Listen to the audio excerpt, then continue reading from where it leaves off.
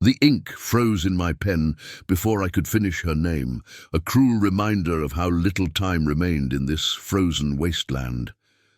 The cold was not just a temperature, it was a weight that pressed against my ribs until I forgot what warmth felt like.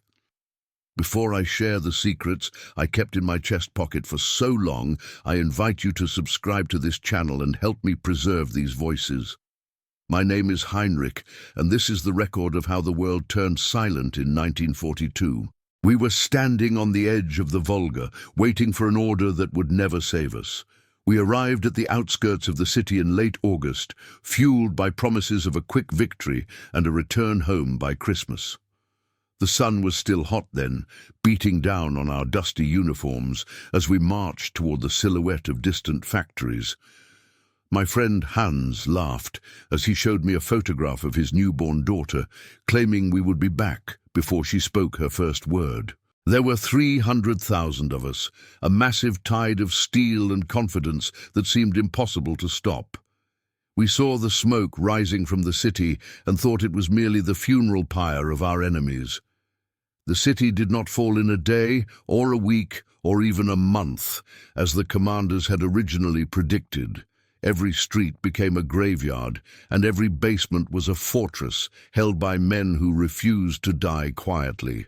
I remember the first time I entered a ruined apartment on September 14th and saw a table still set for dinner.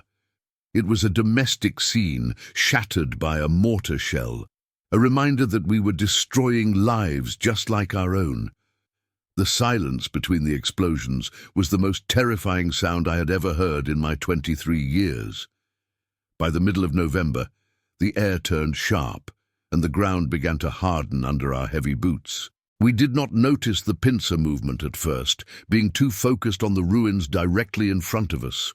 On November 19th, reports started filtering in about a massive Soviet breakthrough to our north and south. The officers told us to stay calm, saying the Sixth Army could never be truly surrounded by such a broken enemy. They called it a temporary setback, but the look in the colonel's eyes told a different, darker story. Within 4 days, the trap snapped shut, and we became the hunted in a city we thought we owned. 250,000 men were suddenly squeezed into a pocket of frozen rubble.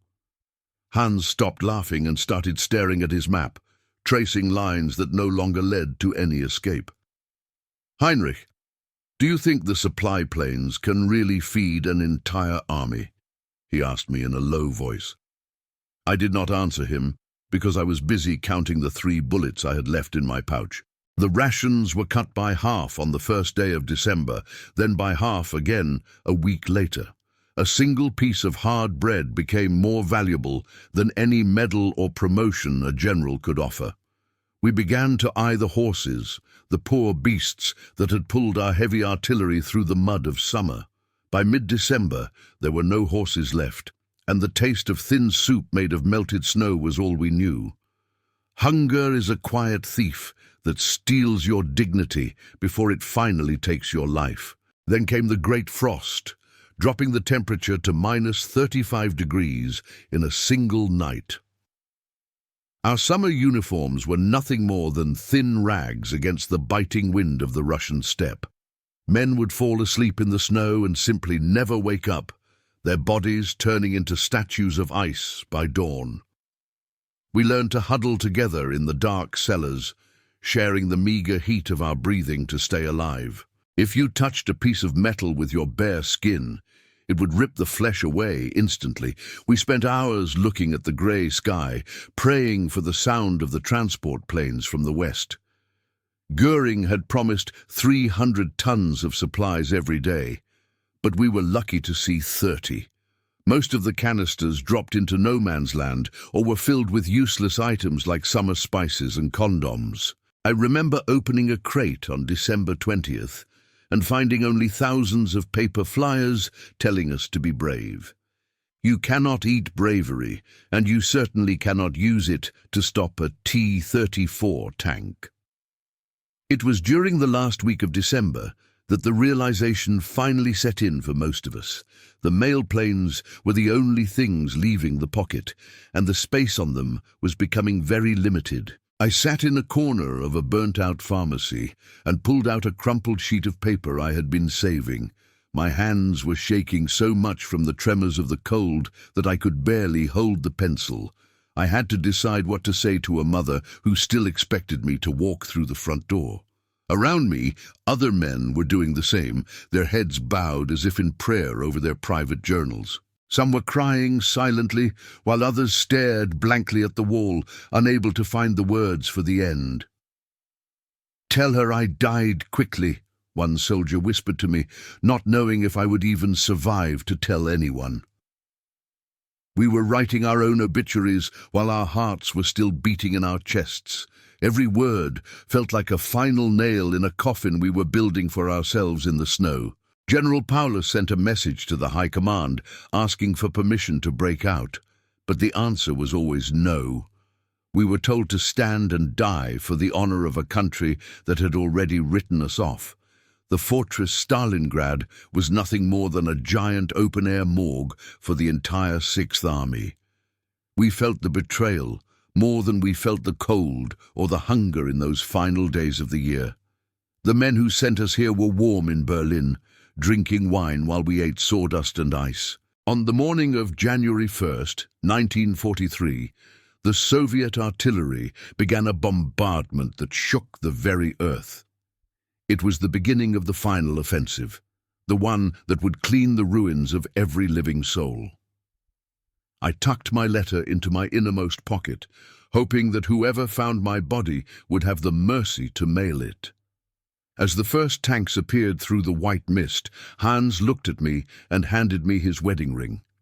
He did not say a word, but the look in his eyes told me that the most terrifying part of our story was only just beginning. The noise of the Soviet Katyusha rockets was like the screaming of thousands of ghosts across the frozen sky. We pulled our coats tighter, but the wool was so thin it felt like wearing a shroud already. There was no more talk of victory among the ranks of the Sixth Army. We were simply waiting for the inevitable hammer to fall on our cold, weary heads. January 10th marked the start of Operation Ring, the final Soviet push to liquidate us once and for all. The Soviet artillery fire was so intense that the ground never stopped trembling for even a second. We watched from our shallow foxholes as the sky turned a bruised purple from the constant explosions. Every man knew that the perimeter was shrinking by the hour as our defenses were crushed. There was nowhere left to run in this wasteland of broken bricks and twisted metal. We had become a city of ghosts, living in a nightmare of our own making. On January 16th, the news reached us that the Beketovka airfield had finally fallen to the Red Army. This was our only lifeline, the place where the transport planes landed with the little food we had. Now the sky was empty of our own wings, and the only planes we saw carried the red star. The feeling of total isolation was a heavier burden than the hunger gnawing at our stomachs. We were truly alone, abandoned by a leader who preferred us dead and legendary than alive and defeated.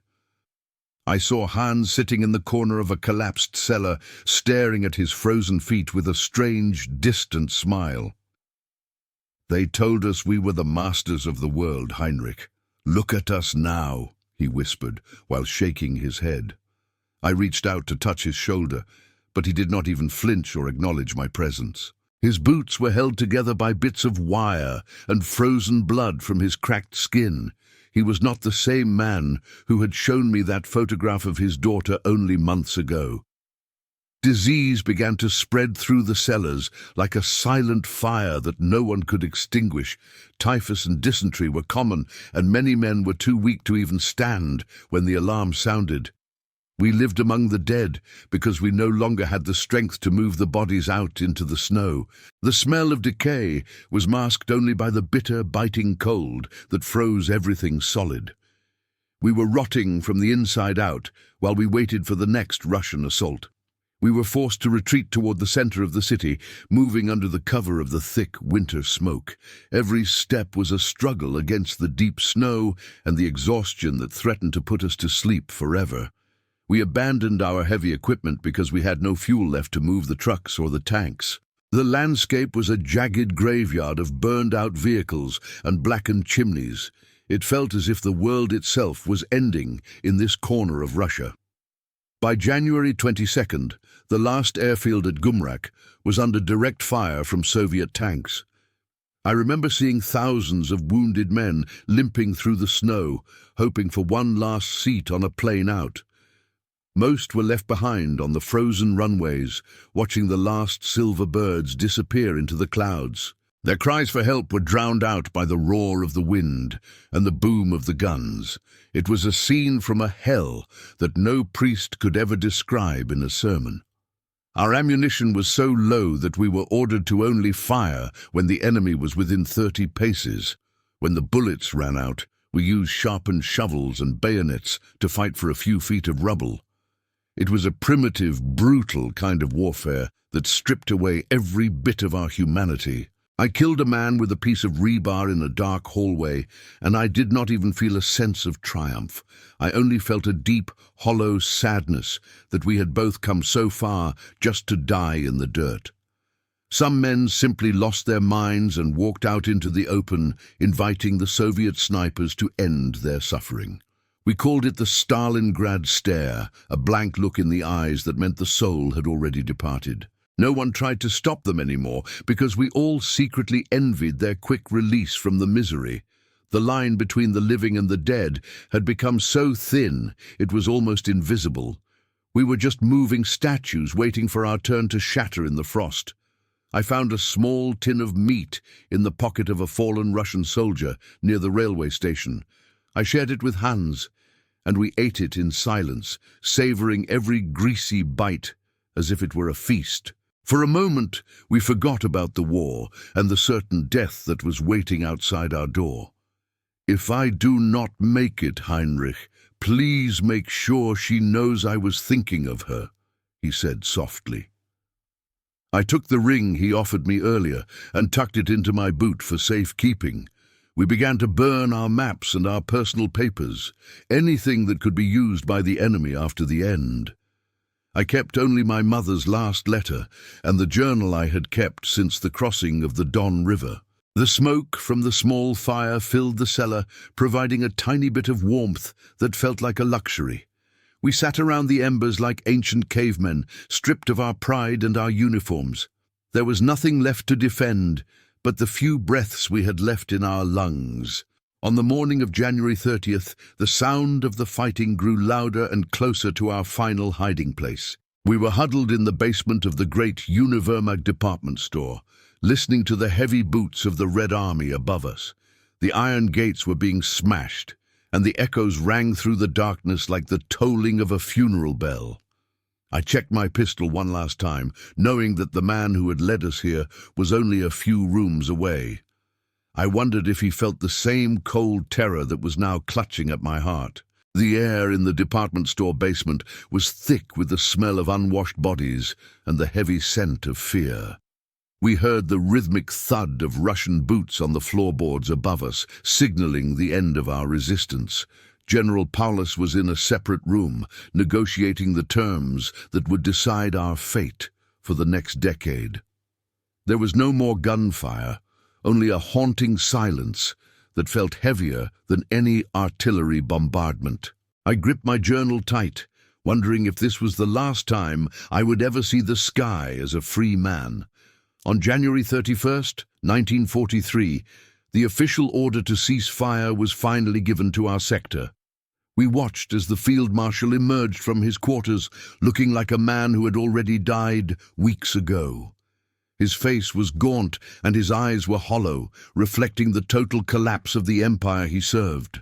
He did not look at us as he walked toward the Soviet officers waiting in the shadows. He was a prisoner of war now, just like the thousands of starving men he had left in the snow. The Soviet soldiers who entered our cellar did not look like the monsters the propaganda had described to us.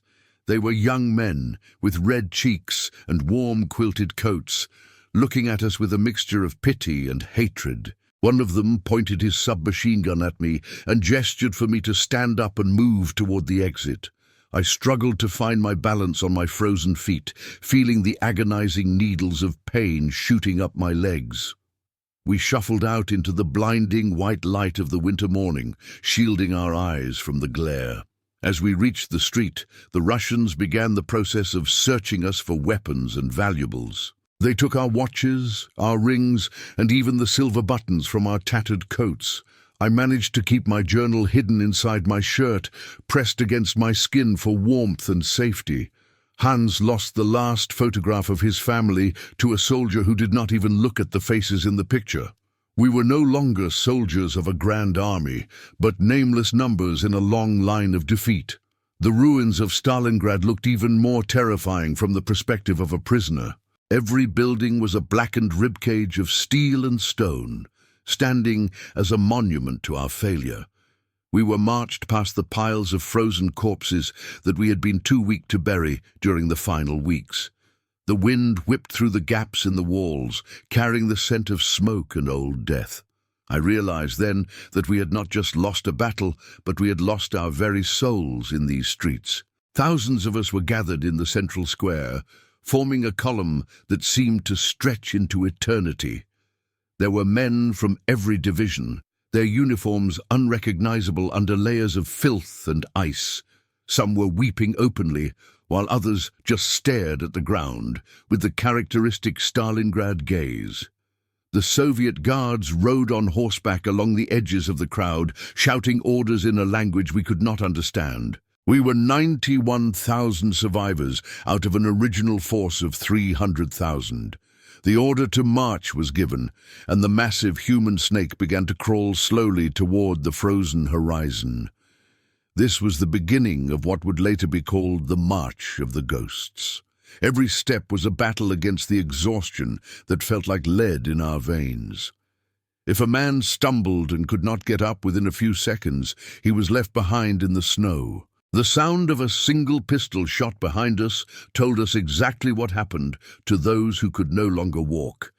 We had not eaten a proper meal in weeks, and the Russians had no food to give to such a massive crowd. We tried to grab handfuls of snow to quench the burning thirst in our throats as we shuffled along. The cold was so intense that my breath froze into ice crystals on the collar of my coat. Hans walked beside me, his head bowed and his arms wrapped tightly around his thin chest. We did not speak because we needed to save every bit of energy just to keep our hearts beating. As we passed through the outskirts of the city, the Russian civilians came out of their cellars to watch us pass.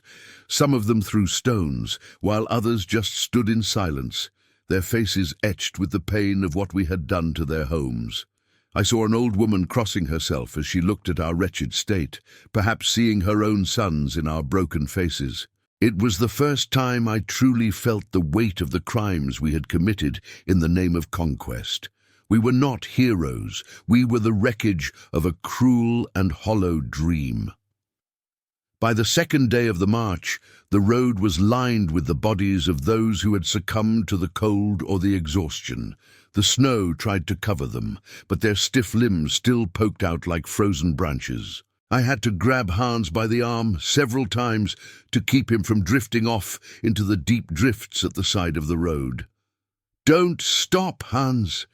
If you stop, you die," I hissed into his ear, my voice sounding like sandpaper. He nodded weakly, but I could see the light fading from his eyes with every passing mile. The realization that the fortress Stalingrad was a giant lie became a physical weight on my shoulders. We had been told that we were the elite, the unstoppable force of the new age, but here we were being driven like cattle. The propaganda of Berlin felt like a cruel joke told at our expense by men who were still sleeping in warm beds. We were the abandoned, the sacrificed pieces on a chessboard that had been flipped over. All the medals in the world could not provide a single calorie of warmth or a crust of bread now. As night began to fall on the third day, we saw the silhouettes of the boxcars waiting for us at the railhead. They looked like dark coffins on wheels, ready to transport us to the depths of the Soviet interior. We did not know where they were taking us, But the rumors whispered of places like Siberia and the Ural Mountains. I felt a cold shiver that had nothing to do with the wind as I looked at the dark openings of the wagons. I knew then that the march was only the first circle of a hell that would test the very limits of what a human being can endure. The iron doors of the cattle cars screeched open like the jaws of a hungry beast. We were pushed and prodded with rifle butts until 80 men were squeezed into a space meant for 40. There was no room to sit, let alone lie down, and the air was already thick with the smell of despair. I felt the sharp edge of the journal in my shirt, a small comfort against the overwhelming chaos. This was the beginning of our journey into the vast unknown heart of the East. The date was February 3rd, 1943, and the world outside the wooden slats was a blur of grey and white. We heard the heavy iron bolts slide into place, locking us into a darkness that felt permanent and final. Hans was leaning against me, his breathing shallow and ragged in the freezing air of the wagon. There were no windows, only a small vent at the top that allowed a sliver of icy light to cut through the gloom. We were 91,000 souls when we left the city, but I wondered how many would survive the rails. The train began to move with a violent jolt that sent everyone stumbling against one another. We were a mass of tangled limbs and tattered wool, trying to find a way to balance on our frostbitten feet. The floor was covered in a thin layer of frozen manure, a reminder of the animals that had occupied this space before us. Every turn of the wheels took us further from the life we knew and deeper into the silence of Russia. The rhythmic clatter of the tracks sounded like a countdown to our own disappearance. As the hours turned into days, the thirst became a physical agony that burned worse than the hunger. We tried to scrape the frost from the iron bolt heads on the walls, desperate for even a single drop of moisture. Our tongues felt like pieces of dry leather, and talking became almost impossible for most of the men. Hans tried to whisper something about his wife, Maria, but only a dry wheeze came from his throat. I held his hand, feeling the skin as cold and brittle as old parchment. In the middle of the night, the temperature dropped so low that the very wood of the wagon seemed to groan in protest. We huddled together in groups of 5 or 6, trying to share the meager warmth that remained in our dying bodies. Those on the outside of the circle often did not wake up when the sun rose through the cracks in the door. We had to stand over the bodies of our friends, unable to move them or give them a proper burial. Death was no longer an event. It was simply a quiet neighbor that never left our side. The train would occasionally stop in the middle of the barren steppe for reasons we could never understand. The guards would slide the doors open just a few inches to throw in a bucket of salted fish or a piece of black bread. There was never enough for everyone, and the desperate scramble for food brought out a primal ferocity in men who used to be gentlemen. I saw a sergeant fight a young private over a single fish head, while the guards laughed from the platform. It was a slow stripping away of everything that made us human beings. By the 7th day of the journey, nearly a dozen men in our car had passed away in their sleep. Their bodies were stiff and grey, slumped against the walls like discarded sacks of grain. When the train finally stopped at a transit camp called Beketovka, the guards ordered us to throw the dead out onto the snow. We watched as they were piled up like cordwood along the tracks, nameless and abandoned in the middle of nowhere. I checked my pocket to make sure the ring was still there, a heavy secret against my leg. The transit camp was a nightmare of mud and wire that seemed to have no beginning and no end. We were marched into long, low barracks that were already overflowing with thousands of starving prisoners. The floors were made of packed earth, and there were no blankets to protect us from the damp chill of the ground. I found a small corner near a support beam and helped Hans sit down, his movements slow and mechanical. He looked at me with eyes that were sunken so deep they looked like 2 dark pits in his skull. "Heinrich, I cannot feel my legs anymore," he whispered as I tried to rub some warmth into his knees. I looked down and saw that his feet were a sickly shade of black and purple, a clear sign of advanced gangrene. There were no doctors, no bandages, and certainly no medicine to stop the rot that was claiming him. I had seen this many times in the trenches, and I knew exactly how it would end for my friend. I felt a wave of helplessness that was more painful than any wound I had received in the battle. I spent the night writing in my journal by the dim light of a single tallow candle someone had smuggled in. I recorded the names of the men from our platoon who had died on the train, afraid that they would be forgotten forever. The scratch of the pencil on the paper was the only thing that kept me from falling into the same dark hole of despair as the others. Each word was a defiance against the silence that was trying to swallow us whole. I wrote about the cold, the hunger, and the way the stars looked over the Russian plains. On the 10th of February, a group of Soviet officers walked through the barracks looking for men who were still strong enough to work. They pointed at me and a few others, ordering us to follow them out into the biting wind once again. I looked back at Hans, who was leaning against the wall with his eyes closed, his face pale and ghostly. I wanted to stay with him, to protect him until the end, but a rifle barrel in my back told me I had no choice. I left him there in the shadows, not knowing if I would ever see him alive again. We were led to a massive pit on the outskirts of the camp and handed rusty shovels that felt like lead in our hands. The guard pointed to a pile of frozen bodies that reached higher than my head and told us our job was to bury them before the ground froze even harder. As I reached for the first body to drag it toward the hole, I saw a familiar scrap of fabric caught on a jagged piece of wood. It was a piece of a uniform with a specific patch that made my heart stop in my chest. I realized then that the camp held a secret far more terrifying than the march itself. The green fabric was torn and stained, but the insignia of the 29th Motorized Division was unmistakable, even under the grime. It felt like a cold hand had reached out from the pile of frozen limbs to grab my throat and pull me into the abyss. Before I tell you about the true price of the Beketovka transit camp, please subscribe to the channel to help me tell the stories of those who never left. My name is Heinrich, and by the middle of February 1943, I was a gravedigger for an army that no longer existed. We stood in the biting wind, moving the remains of our brothers in arms into the dark earth. The ground was as hard as iron, and every strike of the shovel sent a jarring vibration up through my hollow bones.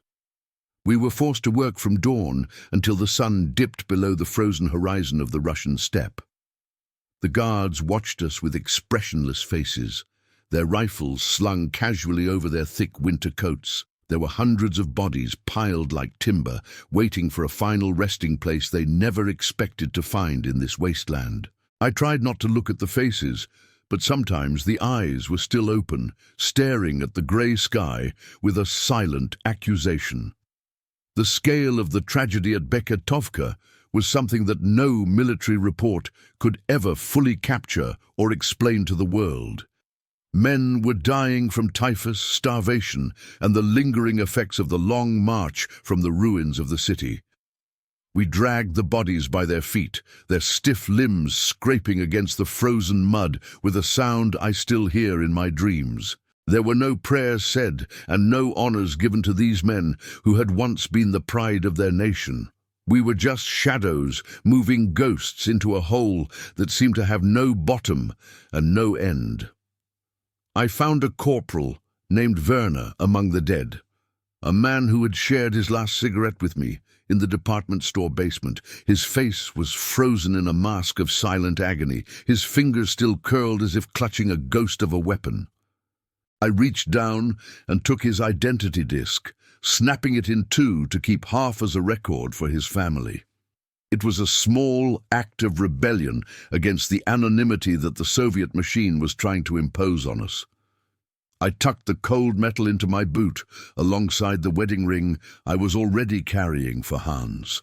My hands were covered in blisters that bled and then froze into dark crusts of ice within minutes of starting work. The physical pain was a welcome distraction from the mental weight of what we were being forced to do every single day. We were digging the graves of our own future, wondering which one of us would be the next to join the silent pile. The hunger was a constant, gnawing presence that made every movement feel like a Herculean effort for our shrunken muscles. We lived on a thin broth that was little more than warm water with a hint of salt and despair. One of the Russian guards, a man no older than 18, threw a crust of bread toward me when his officer was not looking. I snatched it from the dirt and ate it before anyone else could see, the taste of dry rye feeling like a miracle. He did not smile or say a word, but his eyes showed a flicker of human recognition that I had not seen in weeks. For a brief second, the war disappeared, and we were just two boys standing in a frozen, empty wasteland. Then he shouted an order in Russian, and the mask of the enemy returned to his young face. When the work detail finally ended, I was marched back to the crowded barracks, where the air was thick with the smell of death. I searched the dim corners for Hans, my heart hammering against my ribs with a frantic and desperate rhythm. I found him in the same spot where I had left him, but his condition had deteriorated significantly in just a few hours. The darkness around his eyes had grown deeper, and his skin had a translucent, waxy quality that terrified me. I sat beside him and whispered his name, praying for any sign of recognition or life in his soul. He opened his eyes slowly, but they were clouded with the fog of a fever that was slowly burning his life away. I pulled the crust of bread from my pocket and tried to feed him a small piece, but his jaw was locked tight. The gangrene had moved further up his legs, and the smell of rotting flesh was becoming impossible to ignore in that small space. I knew that without a miracle, my friend would be on the gravedigger's pile before the end of the week. I held his hand, feeling the tremors that shook his entire fragile and skeletal frame. "Heinrich, tell me about the Rhine again. Tell me about the summer," he whispered, his voice barely audible over the moans of the men. I spoke to him of the green hills, the smell of the vineyards, and the way the sun felt on our backs. I lied to him, telling him that the war would be over soon, and we would both be home for the harvest. He smiled, a tiny, tragic smile that broke what was left of my spirit in that dark cellar. We sat there in the silence, two soldiers clinging to a past that felt like a beautiful, distant dream. The next morning, a group of officers entered the barracks with clipboards, calling out the names of those who were still fit to travel. They were looking for men to send to a specialized camp further east, a place they called a labor laboratory. They wanted the healthy ones, the ones who could still contribute to the rebuilding of the Soviet Union after the war. I knew that being selected meant a chance at better rations, but it also meant leaving the weak behind to die. I watched as they drew closer to our corner, their eyes scanning the rows of broken men. I pulled my journal out and wrote a few quick lines about the fear of being separated from the only person I had left. The paper was yellowed and damp, but the ink still held the weight of my truth against the lies of the world. I felt a strange sense of guilt for my own relative strength compared to the skeletal figure of my dying friend. Every breath felt like a theft from those who were no longer able to draw air into their lungs. I was a survivor, but at that moment, I hated the very instinct that kept me moving forward. The officer stopped in front of me and pointed his gloved finger directly at my chest, signaling for me to stand up. I tried to protest, pointing toward Hans and begging them to take him as well, but they only laughed at my desperation. They grabbed me by the shoulders and dragged me toward the door, away from the man who had been my brother. As the heavy wooden door slammed shut, I heard a voice call out a name from the back of the barracks. It was a name that should not have been there, a ghost from my past that I thought was long dead. The sound of that name echoing through the damp rafters made my blood run colder than the Russian winter ever could. It was the name of a man I had seen fall during the street fighting in early November near the grain elevator. Before I reveal who was standing in that shadowed corner of the barracks, I invite you to subscribe to the channel to help me keep these memories alive. My name is Heinrich, and this is the story of how I was dragged away from my dying friend into a new kind of darkness. The guards did not care about our reunions or our goodbyes as they forced us toward the waiting trucks. The man who had called out was Sergeant Miller, a veteran who had led our squad through the fields of France 3 years ago. I had watched a mortar shell explode directly at his feet during the assault on the factory district, and we all believed he was pulverized. Yet there he stood, a hollow-cheeked spectre wrapped in a stolen Russian quilt, his eyes wide with a desperate recognition. He looked like he had returned from the grave itself, his skin stretched tight over a skull that seemed too large for his face. We only had a few seconds to lock eyes before a guard's rifle butt struck me between the shoulder blades. I cried out for Hans one last time, but my voice was swallowed by the shouting of the guards and the grinding of truck engines outside. The heavy iron-bound door of the barracks clicked shut, severing the last link I had to my humanity and my promise. I felt the weight of his wedding ring against my leg, a cold and silent reminder of a debt I might never be able to pay. The guilt of leaving him to die alone in that filth was a poison that began to seep into my heart immediately.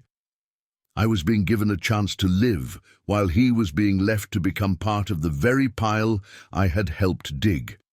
We were loaded into open-top trucks this time, exposed to the brutal wind that swept across the flat, featureless horizon. There were 30 of us huddled together on the metal floor, shivering so violently that our teeth rattled like loose stones. The guards sat at the back, with their submachine guns resting on their knees, watching us with a boredom that was more chilling than anger. We were no longer dangerous soldiers, we were merely cargo being moved to a new destination in the deep interior. The truck lurched forward, kicking up clouds of white dust that looked like frozen smoke in the morning light. I could not stop thinking about Miller and how he could possibly be alive after what I had witnessed in the city. It made me realize that in this war, the line between life and death was often decided by a matter of inches or a few seconds of timing. He had survived the blast, the cold and the surrender, only to end up in the same wretched hole as the rest of us. I wondered if he was being taken on another truck, or if he would be left behind in the transit camp to rot. The mystery of his survival gave me a strange, flickering hope that perhaps Hans could also find a way to defy the odds. The journey lasted for 2 full days as we moved further away from the ruins of Stalingrad and deeper into the heart of the Soviet Union. We passed through small villages where the people came out to stare at us with expressions of grim satisfaction and deep-seated sorrow. The vastness of the landscape was overwhelming, a sea of white that seemed to go on for 10,000 miles in every direction. It was then that I truly understood why Napoleon had failed and why we were failing now. You cannot conquer a land that has no end. We were small, insignificant specks moving through a giant, uncaring white void. We arrived at a place called Camp Number 5 on February 15th, 1943, a cluster of wooden buildings surrounded by 3 layers of barbed wire. This was not a transit camp, but a permanent labor colony designed to squeeze every last drop of use from our broken bodies.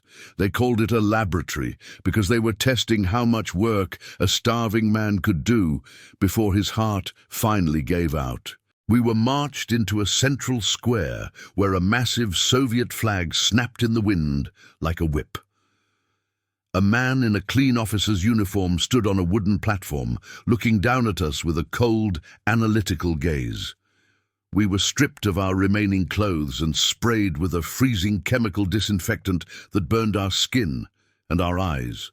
They took away our names and gave us wooden tags with numbers burned into the surface. I became prisoner 4012. The humiliation was a calculated attempt to break what was left of our individual will and turn us into a collective machine. I managed to keep my journal hidden in a small hollow I found under a loose floorboard in our new barracks. The ring and the identity disc were still in my boot, the only things that reminded me I was still Heinrich. Our first meal at Camp Number 5 consisted of a bowl of grey porridge that tasted of sawdust and old grease. It was more than we had received at Beketovka, but it was still barely enough to keep a child alive for a day. We ate with our fingers, scraping every last bit of the mush from the wooden bowls until they were polished clean. I saw men licking the floor where a few drops had spilled, driven to a state of madness by the constant vacuum in their stomachs. Hunger is a god that demands total worship, and we were its most devoted and desperate followers. The next morning, we were assigned to the forestry detail, tasked with cutting down massive pine trees in the surrounding woods. We were given heavy axes and saws that were dull and rusted, making every cut a grueling battle of endurance. The snow was waist-deep in the forest, and we had to clear it away before we could even reach the base of the trees. Every time a tree fell, the sound echoed through the silent woods like a thunderclap, a reminder of the power of the land over us. We worked for 12 hours straight without a break, our lungs burning with every breath of the sub-zero air. On the third day at the labor camp, I was shocked to see a familiar figure being pushed into our work line by a guard. It was Sergeant Miller, his face even more gaunt than before, but his eyes still burning with that same fierce, survivalist intensity. He had been on a different truck, but fate had brought us back together in this new circle of hell. We were assigned to the same two-man saw, and as we pulled the blade back and forth, he began to whisper to me in a low, gravelly voice. He told me that he had seen something in the transit camp before he was moved, something that changed everything I thought I knew about our situation. "Heinrich, you think we're here to work, but that is only half the truth," Miller whispered as the saw bit into the frozen wood. He looked around to make sure the guard was out of earshot before leaning closer to my ear. He told me that a secret list had been made of all the men from the Sixth Army, and some were being marked for a fate much worse than the labor camps. He mentioned a name I had heard only in rumors, a place where no prisoner ever returned from. I felt a new kind of dread settle in my bones, a fear that was even sharper than the cold of the Siberian forest. The leather seat of the car felt like a throne of needles as I was driven away from the only friends I had left in the world. I knew that once those iron gates closed behind me, Heinrich the soldier would die, and only prisoner 4012 would remain. Before I recount the final chapter of this long journey into the night, I invite you to subscribe and ensure these voices are never truly silenced. My name is Heinrich, and this is how the story of the Sixth Army finally ended for me in the basements of the secret police. Sergeant Miller stood at the edge of the forestry line, his hand raised in a silent, tragic farewell as the black sedan accelerated through the snow. I never saw him again, and his name became just another entry in the long list of men who vanished into the Siberian mist. The car journey lasted 5 hours, taking me to a stone building surrounded by high walls and electrified wire. It was a place where silence was enforced with a heavy hand, and where the sun never seemed to penetrate the thick masonry. I was led down a flight of narrow stairs into a corridor that smelled of ozone and damp earth. I was placed in a cell that was no larger than a coffin, with a single wooden bench and a bucket in the corner. For 11 days, I saw no one but the guard, who slid a bowl of watery soup through a slot in the heavy iron door. The isolation was more effective at breaking the spirit than the coldest wind or the hardest labor in the forest. I spent the hours counting my own heartbeats and whispering the names of the men I had left behind in the ruins of Stalingrad. My only link to reality was the small journal hidden in the waistband of my trousers. On the 12th day, I was taken to a room with a single bright light that made my eyes burn and water uncontrollably. Two men in crisp uniforms sat across from me, demanding the radio encryption codes I had handled during the final weeks of the siege. They spoke of a new world being built and how my cooperation could lead to a comfortable life in the East. I looked at their polished boots and thought of Hans's frozen black feet in the cellar of the department store. I decided then that I would tell them nothing, even if it cost me the few breaths I had left. They did not use violence at first, preferring the slow erosion of the mind through sleep deprivation and constant questioning.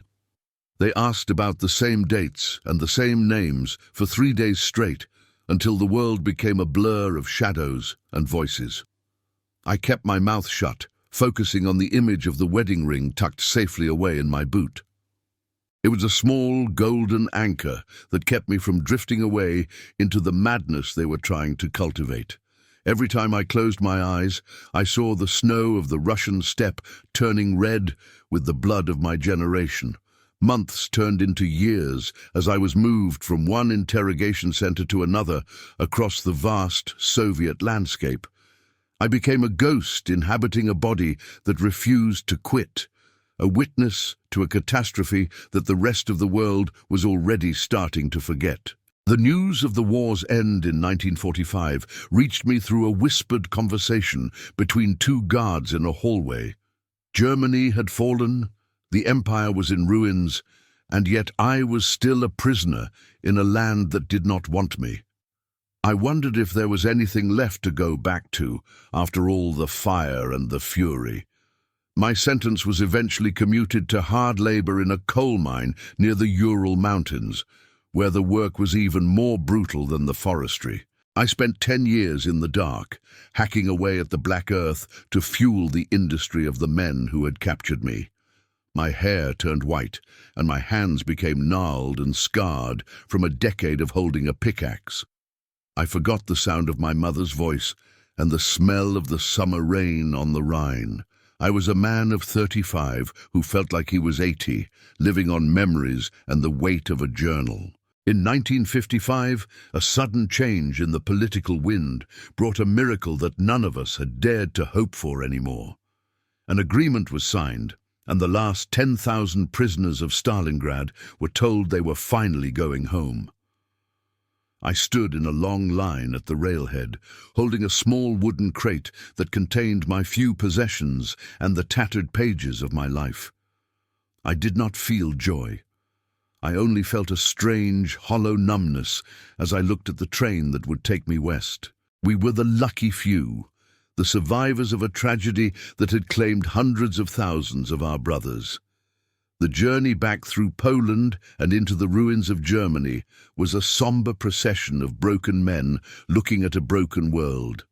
We saw the blackened shells of cities that had once been beautiful, now replaced by concrete blocks and fields of rubble. I stepped off the train in Friedland and looked at the crowd of weeping women holding signs with names and photographs. I searched for a face I recognized, but the eyes looking back at me were all those of strangers. I was home, but the home I knew had been buried under the weight of 1,000 years of history.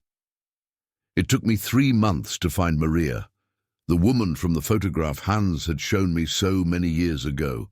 She was living in a small apartment in Cologne, working as a seamstress and raising a daughter who had his eyes and his smile. I stood at her door for an hour before I found the courage to knock and face the ghost of my best friend. When I handed her the wedding ring, she did not scream or cry. She simply held it to her heart and closed her eyes. We sat in silence for a long time, the weight of the untold stories filling the room like smoke.